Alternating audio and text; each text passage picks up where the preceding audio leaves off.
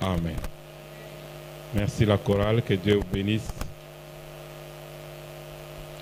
Je vous salue tous au nom de Jésus-Christ. Je rends encore grâce à Dieu pour ta présence en ces lieux.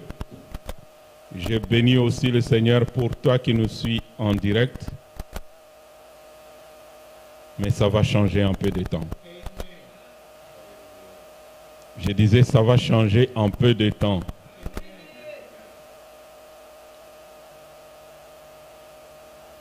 Je bénis le Seigneur pour tous les serviteurs et les servantes de Dieu qui exercent leur ministère dans cette église, qui est aussi votre église.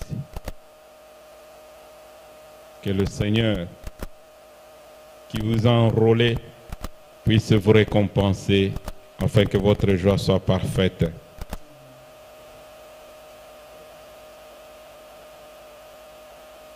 Ce matin, nous allons parler de la joie dans l'unité de l'Esprit. Nous allons prendre nos Bibles dans l'Évangile de Jean, au chapitre 15. Nous allons lire à partir du 4e verset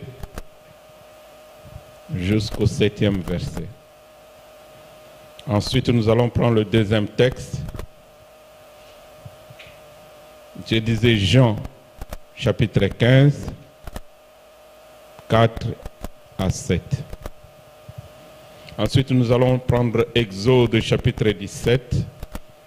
Nous allons lire à partir du 8e verset jusqu'au 15e verset. Nous commençons par Jean. Est-ce que nous pouvons nous lever dans la présence de Dieu? Je disais ce matin, nous allons parler de la joie dans l'unité en Christ. Jean chapitre 15. Nous allons écouter la lecture. Je lis au nom de Jésus. Demeurez en moi et je demeurerai en vous. Comme le sarment ne peut lui-même porter du fruit, il ne demeure attaché au cep. Ainsi vous ne le pouvez pas non plus si vous ne demeurez en moi. Je suis le cep, vous êtes les sarments. Celui qui demeure en moi et en qui je demeure porte beaucoup de fruits, car sans moi vous ne pouvez rien faire. Amen. Si quelqu'un ne demeure pas en moi, il est jeté dehors comme les sarments et il sèche, puis on le ramasse, on le jette au feu et il brûle. Si vous demeurez en moi et que mes paroles demeurent en vous, demandez ce que vous voudrez et cela vous sera accordé. Parole du Seigneur. Amen. Exode chapitre 17. Nous allons lire à partir du 8e verset.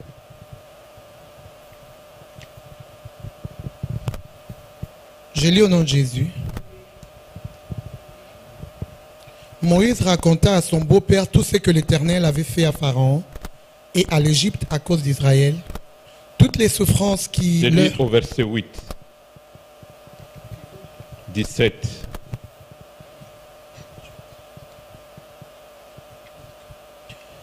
Amalek vint combattre Israël à Réphidim.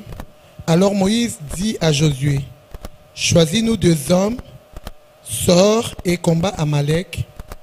Demain, je me tiendrai sur le sommet de la colline, la verge des dieux dans ma main. » Josué fit ce que lui avait dit Moïse pour combattre Amalek. Et Moïse, Aaron et Hur montèrent au sommet de la colline. Lorsque Moïse élevait sa main, Israël était le plus fort. Et lorsqu'il baissait sa main, Amalek était le plus fort. Les mains de Moïse étant fatiguées, il prit une pierre, il les plaça sous lui et il s'assit dessus. Aaron et Hur soutenaient ses mains, l'un d'un côté, l'autre de l'autre. Et ses mains restèrent fermes jusqu'au coucher du soleil. Et Josué vainquit Amalek et son peuple au tranchant de l'épée. L'Éternel dit à Moïse, écris cela dans le livre pour que le souvenir s'en conserve, et déclare à Josué que j'effacerai la mémoire d'Amalek de dessus les cieux. Moïse bâtit un autel et lui donna pour nom, l'Éternel est ma bannière. Il lui dit, parce que la main a été levée sur le trône de l'Éternel, il y aura guerre de l'Éternel contre Amalek, de génération en génération. Parole du Seigneur. Amen. Nous pouvons nous asseoir, s'il vous plaît. La joie dans l'unité. Bien-aimés dans le Seigneur, l'unité est une force. L'unité devient encore 2 fois plus fort que quand on est dans la joie. La joie, c'est un fruit de l'esprit. Et quand quelqu'un a ce fruit de l'esprit, il s'associe avec quelqu'un d'autre qui a aussi ce même fruit de l'esprit, ça devient une force difficile à détruire. Alléluia. Puisque notre Dieu, la force de notre Dieu réside dans l'unité. La force de Dieu réside dans l'unité de l'esprit. Puisque Dieu, c'est 3 personnes en un. Il y a un seul Dieu, créateur des cieux et de la terre.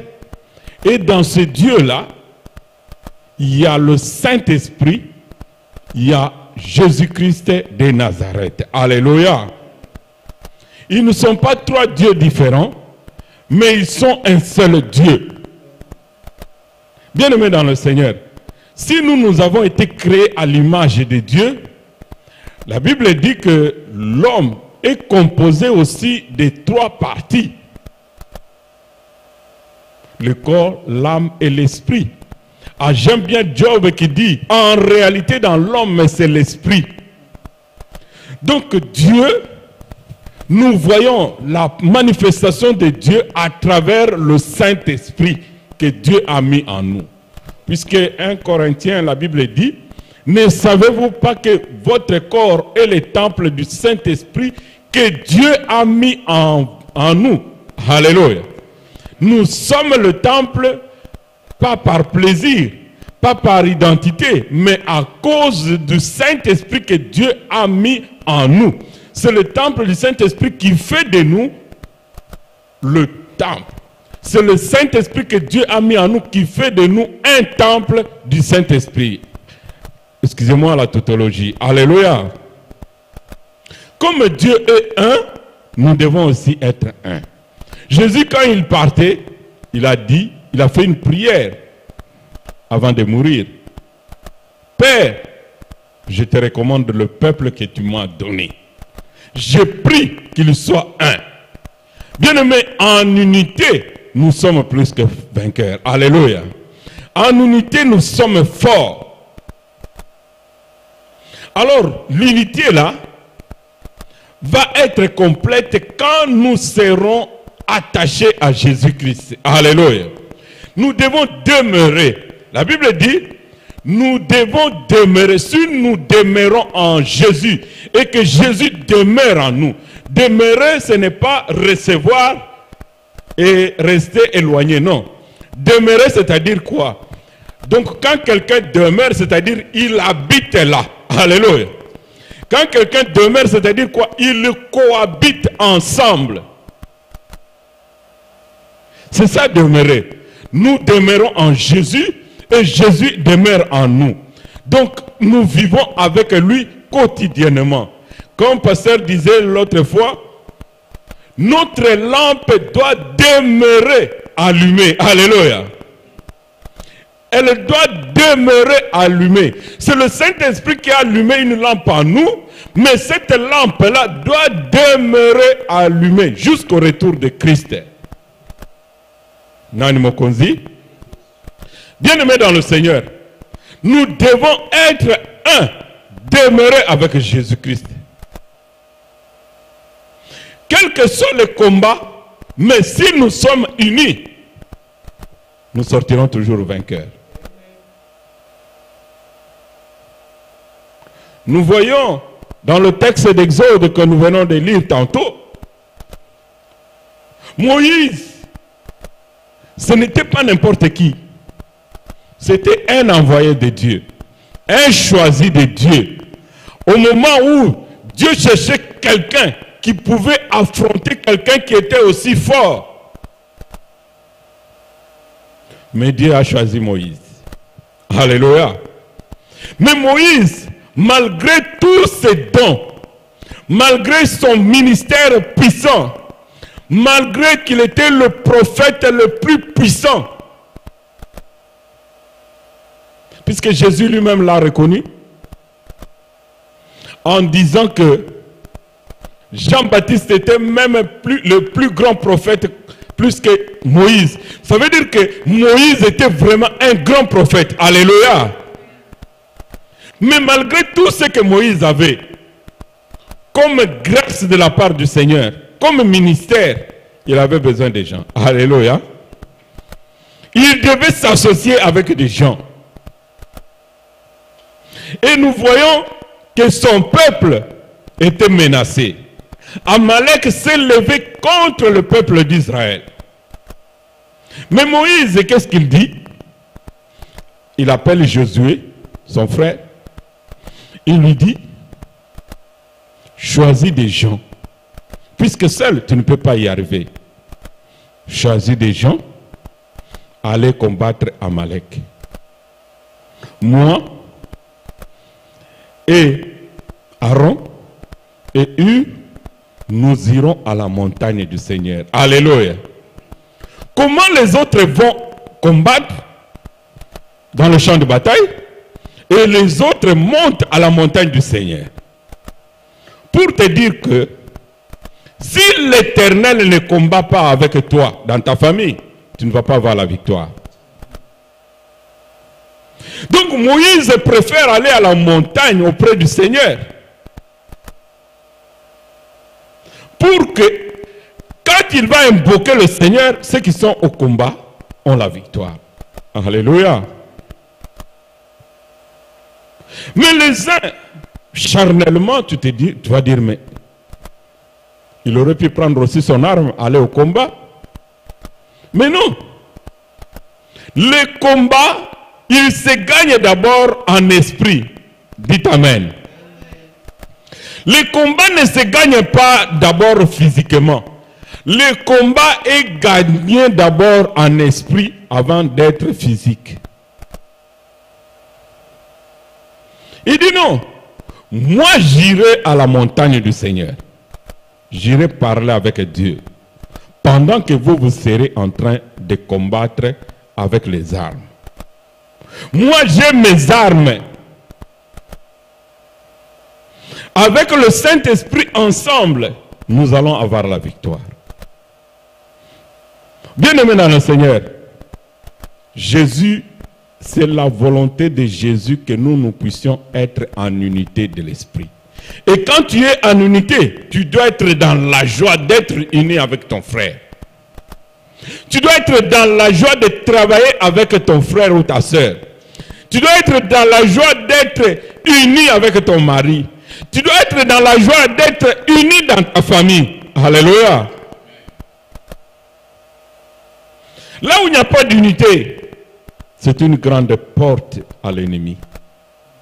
Et le diable cherchera toujours là où il y a la division, là où il y a l'incompréhension, là où il y a des luttes, des querelles pour introduire son venin. Ne lui donne pas l'occasion, bien-aimé. L'unité est une force. Malgré tous les dons et le ministère que Moïse avait, il avait besoin de ses frères. Et ses frères sont allés au combat. Et lui et certains de ses frères, ils sont allés à la montagne. Moïse a commencé à élever ses mains vers le ciel pour invoquer Dieu. Pendant que lui, il invoquait Dieu, ses frères avaient la victoire. Alléluia. Mais quand ses mains étaient fatiguées,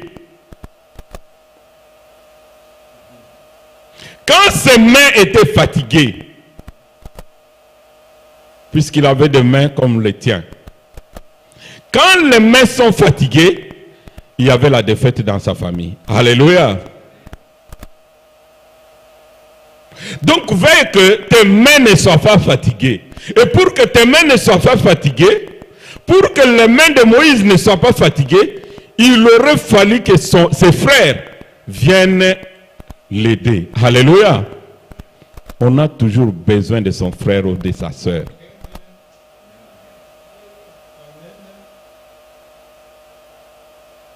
On a toujours besoin, même moi qui suis prédicateur, j'ai toujours besoin d'un bon modérateur qui conduit bien le culte. Puisque seul, tu ne peux pas y arriver. La Bible dit, demeurez en moi et moi je vais demeurer en vous. Ensemble, si vous demandez quelque chose, vous allez voir, ça vous sera accordé. J'aime bien Matthieu qui dit, Matthieu 18, 19, la Bible dit, si 2 ou 3 personnes s'accordent, ils se mettent en accord pour demander quelque chose à Dieu, ça leur sera accordé. La prière en accord, c'est une prière efficace. Mais déjà, nous sommes en accord avec le Saint-Esprit. Nous sommes en accord avec Jésus. Mais quelqu'un qui est en accord avec Jésus, plus quelqu'un d'autre qui est en accord avec Jésus, plus quelqu'un d'autre qui est en accord avec Jésus. C'est pour cela qu'on descend facilement le feu, puisqu'on est en accord avec le Saint-Esprit. Alléluia. Moïse, quand ses mains étaient fatiguées, il y avait la défaite. Que le Saint-Esprit nous aide à garder toujours nos bras fermes. Mais quand ils sont fatigués, ce sont les frères qui viennent toujours pour relever. L'Éternel nous a oints pour relever, pour encourager, pour soutenir et pour pousser les gens à aller de l'avant. Moïse, ses bras étaient fatigués, mais ses frères sont venus. Ils ont dit, oui, si tu restes debout, tu ne vas pas tenir sur tes jambes. Si tu t'appuies sur un arbre, l'arbre là, le vent peut faire tomber l'arbre. Ils ont pris une grosse pierre. Ils ont pris un rocher. Ils ont mis, on lui a dit, bon, toi, assis-toi sur le rocher. Voilà pourquoi la Bible dit, une maison qui est bâtie sur le roc, même s'il y a du vent, ça ne peut pas s'écrouler. Alléluia. Et Moïse était assis sur le rocher.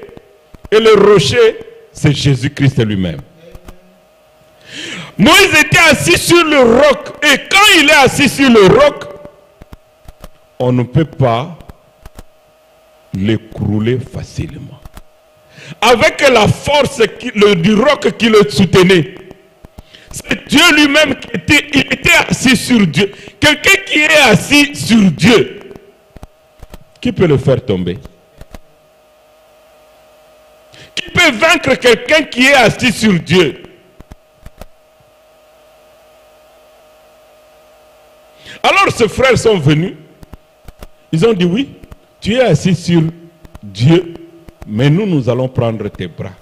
Nous allons le soutenir. Et ensemble, la Bible dit, ses bras sont restés fermes jusque le soir. Et en fin de compte, son frère qui était dans le champ de bataille avait la victoire sur l'ennemi.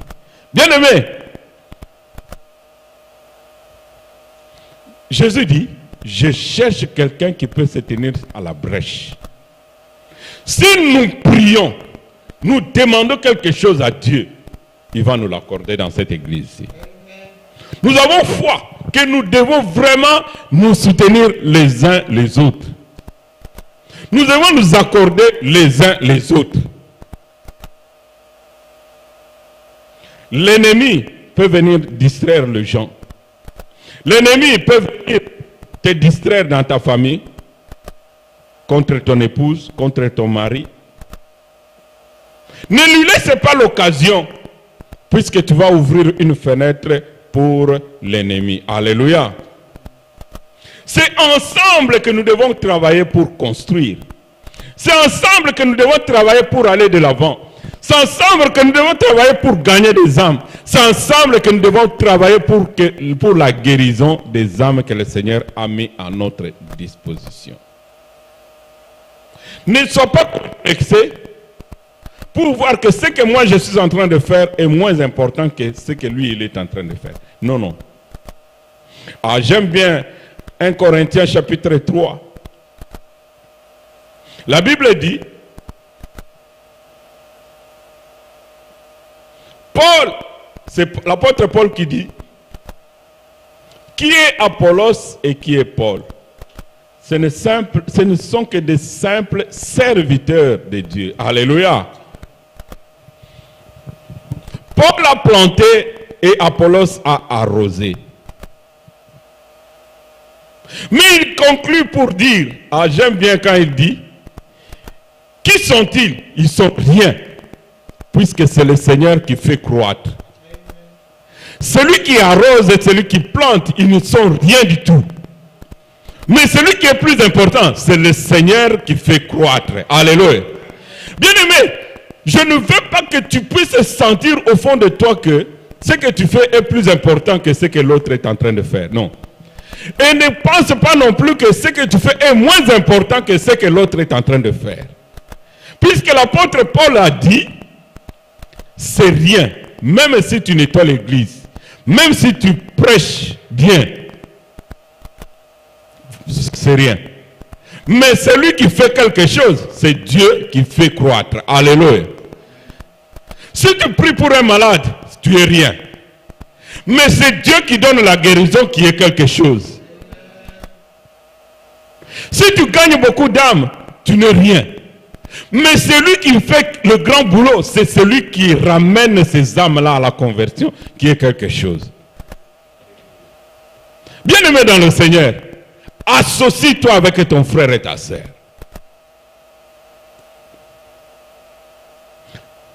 Les sœurs, si vous n'êtes pas encore mariés, priez pour que vous puissiez soutenir le ministère de vos maris. Le frère, la même chose. Priez pour soutenir le ministère de vos épouses.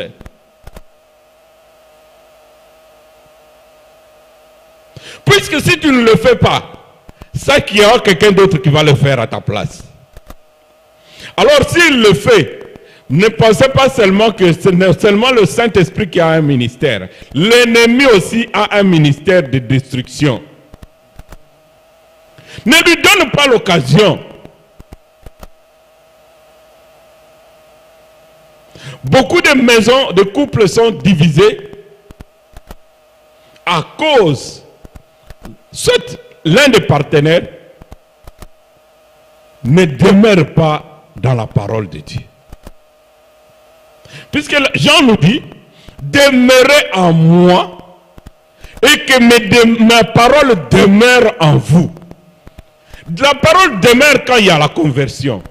Bien aimé, je te dis aux jeunes gens, ne commettez pas l'erreur pour dire que non, je vais me marier même avec quelqu'un qui est inconverti, il va se convertir.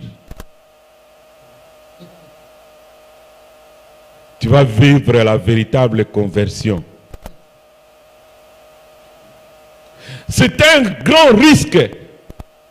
Tu vas me dire que celui qui ne risque rien, il n'en a rien. Oui, mais qui veut boire, il en boira. Ne prends pas le risque. Et ce risque-là coûte très très cher. Déjà, il y a des problèmes avec des gens qui sont à moitié convertis.